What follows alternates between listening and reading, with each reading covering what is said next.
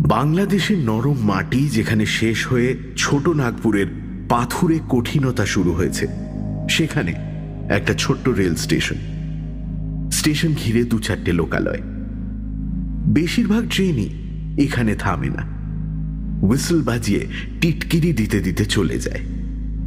2-একটা অতিমন্থর যাত্রী ট্রেন থামে, আর মালগাড়ি থামে।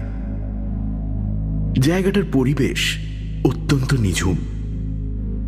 যে 2-4টে মানুষ এখানে জীবনযাত্রা নির্বাহ করে, তাদের প্রকৃতিও নিঝুম।